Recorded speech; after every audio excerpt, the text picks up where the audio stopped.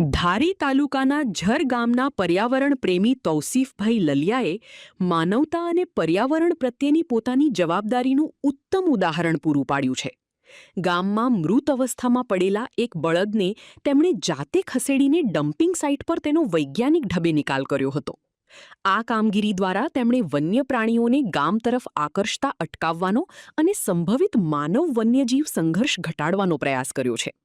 તૌસીફભાઈએ અન્ય લોકોને પણ અપીલ કરી છે કે મૃત પશુઓનો તાત્કાલિક નિકાલ કરવો જોઈએ, જેથી સિંહ જેવા વન્ય પ્રાણીઓ ગામમાં ન આવે અને કોઈ દુર્ઘટના ન સર્જાય. હાલના સમયમાં જે વન્ય પ્રાણી પજવણીના કિસ્સાઓ ખૂબ વધી રહ્યા છે, તેનું ક્યાંક ને ક્યાંક મુખ્ય કારણ મૃત પશુઓનું યોગ્ય ડમ્પિંગ નથી કરવામાં આવતું.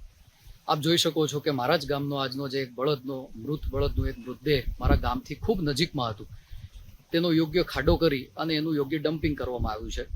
જો આ ન કરવામાં આવે તો છેલ્લા 3 દિવસથી સૌથી વધુમાં વધુ અમારા ગામની અંદર સિંહોના લોકેશન થાય છે. એની પાછળ લોકો પજવણી કરે છે અને ક્યાંક ને ક્યાંક સિંહની હિંસક જે સ્વભાવ છે એ એમાં જવાબદાર થાય છે અને માનવ હિંસાના બનાવો જે હાલના સમયમાં ખૂબ બની રહ્યા છે, આ એને રોકવા માટેની એક ખાસ મારી એક પહેલ હતી.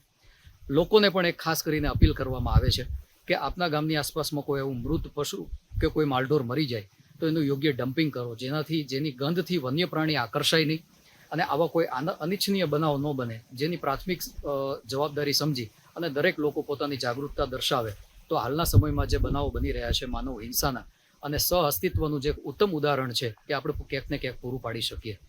વન વિભાગની એક પોતાની ગાઈડલાઈન પણ એક જાહેર કરી છે ટૂંક સમયની અંદરમાં, અને વન વિભાગ અને રાજ્ય સરકાર પણ આ બાબત ઉપર વધુમાં વધુ ફોકસ આપે છે કે કોઈ પણ પરપ્રાંતીય મજૂરો છે એ કોઈ વસ્તુ માંસાહારનો ખોરાક કરે અથવા તો કોઈ માલઢોર કે પશુનું કોઈ મૃત અવસ્થાની અંદર તમારા નજીકથી કે તમારા કોઈમાં ખેડૂતની અંદર બને છે તો એનો યોગ્ય નિકાલ કરો અને એનું ડમ્પિંગ કરો, જેનાથી વન્ય પ્રાણી આકર્ષાય નહીં અને અનિચ્છનીય બનાવો ન બની શકે. આ એનો એક મેઇન પ્રાથમિક આપણું જે સ્ટેપ છે એ ત્યાંથી હું ગણી શકું છું.